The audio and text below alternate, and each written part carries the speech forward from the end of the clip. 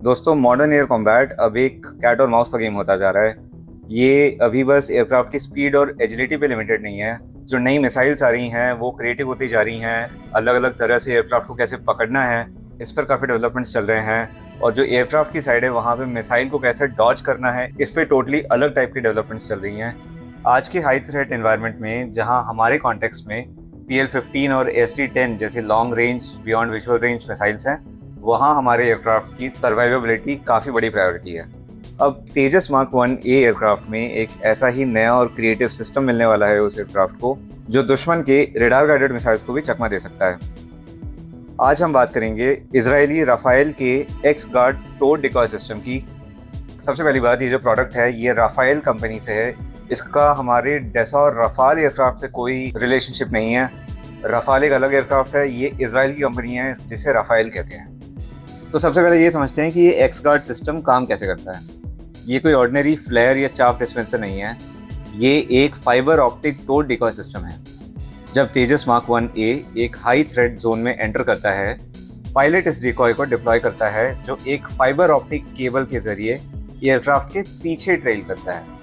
ध्यान रखिए, ये जो पूरा इक्विपमेंट है ये एयरक्राफ्ट के पायलट पे कैरी होता है, लेकिन जब एयरक्राफ्ट थ्रेट एनवायरनमेंट में एंटर करता है तब यहाँ से एक डिकॉय टोड तरीके से, जैसे एरियल रिफ्यूलिंग होती है काफ़ी हद तक वैसा ही दिखता है, तो टोड तरीके से एयरक्राफ्ट से तकरीबन 100 मीटर्स पीछे ये ट्रेल करता है और वहाँ से वो अपना पूरा काम करता है। अब ये काम कैसे करता है, इसके 4 स्टेप हैं। सबसे पहले डिटेक्शन। होस्ट एयरक्राफ्ट के on board unified electronic warfare suit में इनकमिंग मिसाइल या रेडार सिग्नल का डिटेक्शन होता है पहले। स्टेप 2 में एयरक्राफ्ट उस सिग्नल को प्रोसेस करता है। हमारे केस में तेजस का कंप्यूटर उस थ्रेड को एनालाइज करके एक डिसेप्शन सिग्नल जनरेट करेगा। स्टेप 3 में ये डिसेप्शन सिग्नल उस फाइबर ऑप्टिक केबल के जरिए एक्स गार्ड डिकॉय तक पहुंचाया जाएगा। और स्टेप 4 में होगी स्पूफिंग, जहां पर ये एक्स गार्ड डिकॉय उस सिग्नल को एम्पलीफाई करके रीट्रांसमिट करेगा, ताकि दुश्मन की मिसाइल को ये लगे कि डिकॉय जो है तेजस के पीछे वही असली तेजस है, वही असली एयरक्राफ्ट है, वही असली टारगेट है। क्योंकि ये जो डिकॉय जो रेडार सिग्नेचर जनरेट करेगा वो एग्जैक्टली जो तेजस का रेडार सिग्नेचर होगा वही जनरेट करेगा। तो जो इनकमिंग मिसाइल होती है, स्पेशली हम बात कर रहे हैं रेडार गाइडेड मिसाइल्स की। रेडार गाइडेड मिसाइल्स को ऐसा लगेगा कि जो ये डिकॉय है this is the one which is emitting the radar signature, और यही टारगेट है, और वो मिसाइल उस डिकॉय पे जाके लग जाएगी और वो डिकॉय डिस्ट्रॉय हो जाएगा मिसाइल के साथ और एयरक्राफ्ट बच के निकल जाएगा।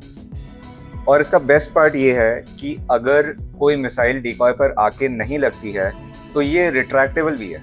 इसका मतलब ये कि अगर सारा मिशन हो गया, आपके ऊपर कोई मिसाइल फायरिंग नहीं हुई है, तो फिर ये डिकॉय को आप रिट्रैक्ट करके वापस अपने इंस्टॉलेशन के अंदर रिकवर करके वापस आप लैंड भी कर सकते हैं।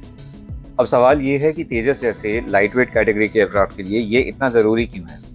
तेजस एक छोटा जेट है, इसका नेचुरल रेडार क्रॉस सेक्शन काफ़ी कम है, लेकिन एक modern home on jam technology वाली मिसाइल से होती हैं। जैसे पाकिस्तान के पास है AIM-120C। ये जो मिसाइल्स होती हैं ये एयरक्राफ्ट के ऑनबोर्ड जामर्स को ट्रैक करती हैं। एक्स गार्ड यहाँ पे एक फिजिकल सेपरेशन को मेंटेन करता है, यानी जैमिंग का जो सोर्स है वो 100 मीटर पीछे होता है। इससे एयरक्राफ्ट वर्चुअली अनटचेबल हो जाता है। अब ये सब सुनने में तो काफ़ी अच्छा लग रहा होगा, लेकिन आपने मेरे अगर चैनल पे बाकी वीडियोस देखे हैं, मैं इस चीज़ की हमेशा बात करता हूँ कि मिलिट्री एविएशन में हर एक चीज़ एक कॉम्प्रोमाइज़ होती है, हर एक प्लस अपने साथ एक माइनस भी लेके आता है। तेजस के केस में होता ये है कि इसमें पायलन की जो क्वांटिटी है वो काफ़ी कम है। तेजस मार्क 1A में टोटल 7 to 8 हार्ड पॉइंट्स हैं। आप सेंट्रल लाइन हार्ड पॉइंट को इग्नोर भी कर सकते हो, क्योंकि उसमें मेरे को ऐसा लगता है कि इलेक्ट्रॉनिक्स इंटीग्रेशन नहीं है और मिसाइल वहाँ पे नहीं लग सकती है, वहाँ पे सिर्फ फ्यूल टैंक लग सकता है। और जो फ्रंट ऑफ सेंटर पायलन है उसमें मेरे को लगता है कि सिर्फ टारगेटिंग पॉड्स ही लग सकते हैं। तो बचे आपके पास 3 पायलन हर एक विंग में, तो टोटल मिला के 6 पायलन। अभी जो इंटरनल पायलन होता है उस पर ज़्यादातर फ्यूल कैरी होता है, जो मिडिल पायलन होता है उस पर beyond visual range missiles carry होती हैं, और जो एकदम एक्सटर्नल पायलन होता है उस पर या तो ये जैमर कैरी करता है या फिर शॉर्ट रेंज मिसाइल्स कैरी करता है। अगर आप एक पायलन पर एक्स गार्ड सिस्टम का ये पॉड लगा देते हैं तो सीधा सीधा आपने एक मिसाइल की जगह कम कर दी है। हाँ, इसमें ड्यूअल रैक पायलन्स का भी कॉन्सेप्ट आ जाता है, जहाँ पे एक पायलन पे आप 2 आस्ट्रा मिसाइल्स कैरी कर सकते हैं, लेकिन फिर आपको एक जैमर भी कैरी करना पड़ेगा। तो ओवरऑल जो पायलन की जो क्वांटिटी है वो लिमिटेड है, उस पर आपको फ्यूल भी कैरी करना है, बियॉन्ड विजुअल रेंज मिसाइल्स भी कैरी करनी है, शॉर्ट रेंज मिसाइल्स भी कैरी करनी है, सेल्फ प्रोटेक्शन जैमर भी कैरी करना है, और अब ये एक्स गार्ड का पॉड भी कैरी करना है। तो अगर आप वेपन्स को कम नहीं करना चाहते हो तो आपको ड्रॉप टैंक्स कम करने पड़ेंगे। ड्रॉप टैंक्स को कम करने का ये मतलब है कि लेसर कॉम्बैट रेडियस। तेजस की इंटरनल फ्यूल कैपेसिटी बहुत ज़्यादा ऑलरेडी नहीं है, अराउंड 2400 kgs के आसपास की है। तो इसका सीधा इफेक्ट ये होगा कि तेजस की जो ऑन स्टेशन टाइम है वो थोड़ी सी कम हो जाएगी। तो आपके पास दो ऑप्शन रहेंगे, या तो आप फुल मिसाइल लोड के साथ एक्स गार्ड को कैरी कीजिए जिसमें आपको लिमिटेड रेंज मिलेगी, लिमिटेड ऑन स्टेशन टाइम मिलेगा और शायद रिफ्यूलिंग की भी ज़रूरत पड़े। दूसरा ऑप्शन ये है कि आप ड्रॉप टैंक्स के साथ एक्स गार्ड को कैरी कीजिए।